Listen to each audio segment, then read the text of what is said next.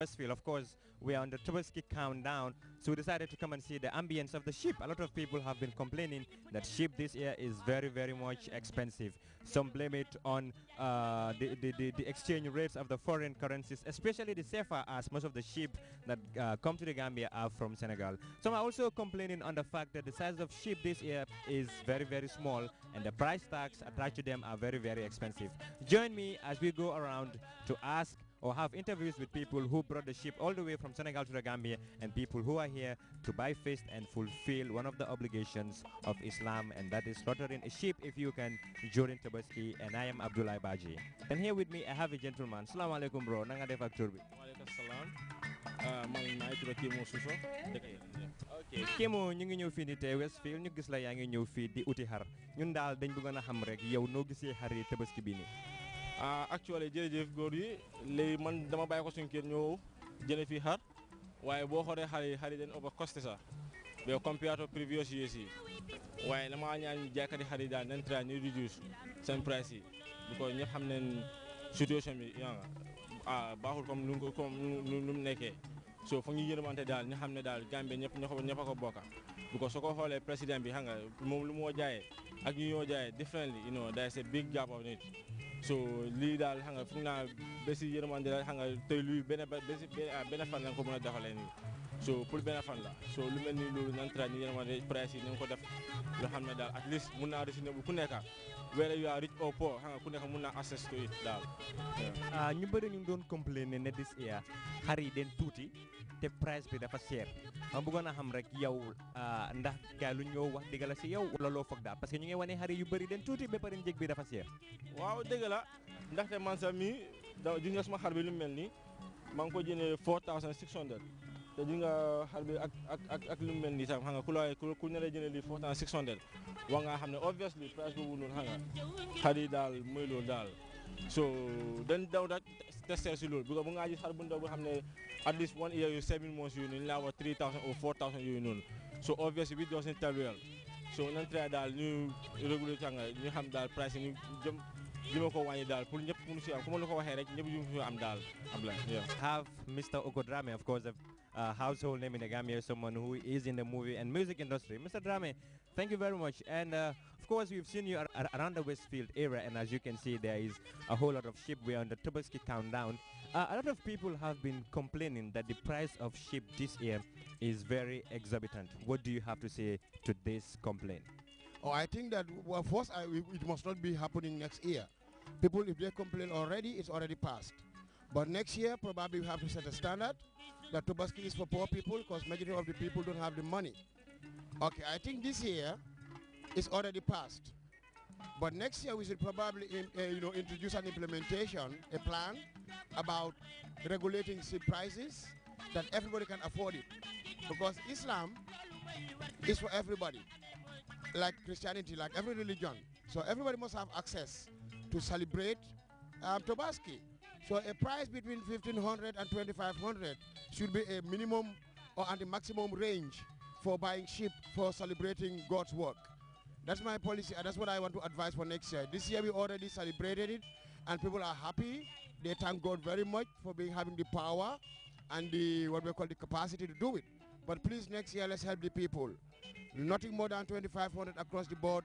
I think every Gambian will be happy and will thank every dealer for that.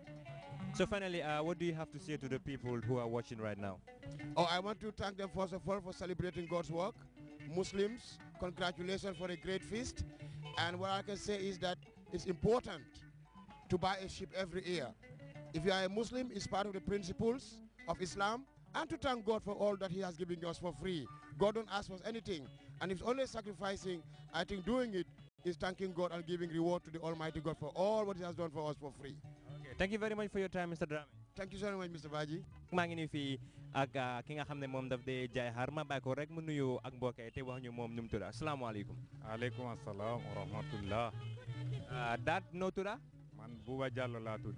Buba Jallo tey nag ñu ngi gis fii ne yaa ngi amee ay xar yu bëree bëri yu nga xam ne xar yi daal macha allah te yaa ngi leen di jaay den bëggoon a wax rek den bëggoon a xam at bii loo am pour wax si mbirum jaayi xar yi. ok wel njaayam xar yi ni ma ko gisee njaayam xar yi xaw naa jafe xawta jafe ndax lu tax mu xaw a jafe problème bi xar yi ren niñ leen jotee woon daaw fi ñu leen jëndee ak ren niñ leen jotee foofa dafa uute comme guddi ak bëccëg dafa sore torop dafa sore ba tax na xar yi seer nañ ci ñun pour ñu jaay leen génn problème la yombut ci ñun. ñu ngi gis ñu bëri ñu ngi wax ne ren xar yi den seer trop di nga gis xar bu ndaw ñu ngi ko jaayee si njëg bu seer dañ bëggoon a xam rek yow mi nga xam ne yaa ngi jaay xar loo am pour wax si mbir bi nii.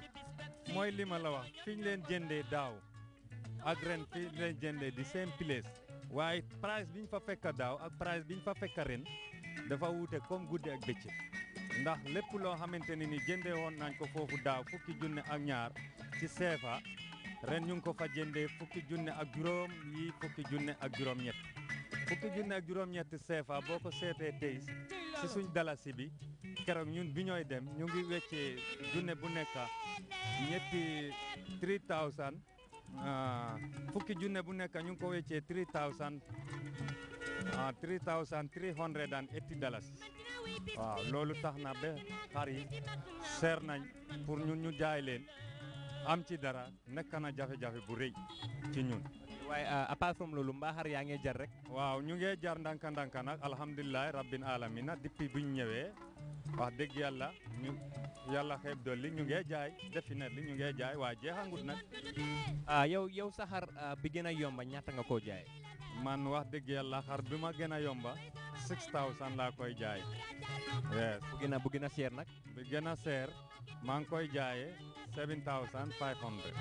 man fonk naa la ibu man fonk naa la ke dog ci bis ibu njaay ku la tooñoon na ko baal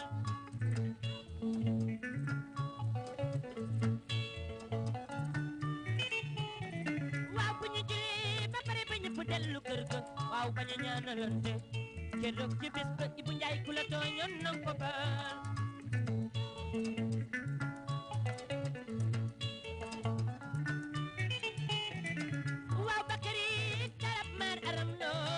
jam way naa la keroog ci bis bak sey dugg la tooñoon na ko baal waaw banu ren di xar yee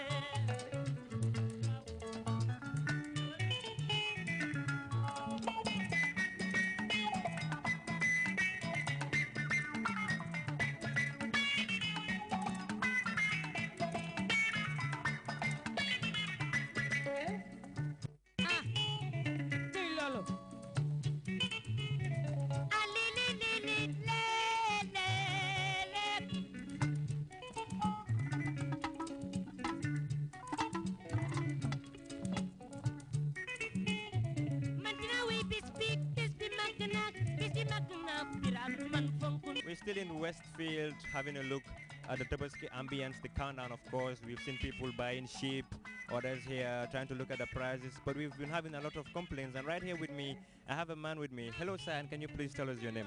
I'm Tafa Sane. Sane, yeah. Okay, Mr. Sane, we've seen you around where they're selling the sheep. Are you here to buy a ram for Tobaski? Yeah, of course, I'm looking for a ram for Tobaski. Okay, a lot of people have been complaining that this year the sheep is very, very expensive. What is your own thought on this issue?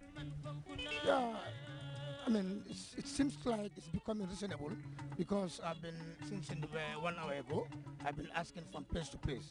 So I'm trying to see on my own because it's like, anyway, it's becoming reasonable. Anyway. Yeah. A lot of people have been saying that this is rams are very, very small looking at the size. Would you say that the rams are small considering to the price that are tagged to them? Yeah, of course. Some of them are small. Some of them, the price tag to them are too much for them, to be honest with you. And how would you consider the first Tobaski sales and this year's Tobaski ram sale? Last year was better than this year. Yeah, last year was better than this year. And finally, what do you have to say to the people that are watching? I mean, just to tell the sheep owners, ram owners, that they have to consider that we are in Tobaski. I mean, this is not everybody owe each other something. As Muslims, we have to help one another and make sure we are all reasonable to one another. Just, to contribute towards the Tobaski for your family. Yeah. Okay, Mr. Sane, thank you very much for your time. You're most welcome.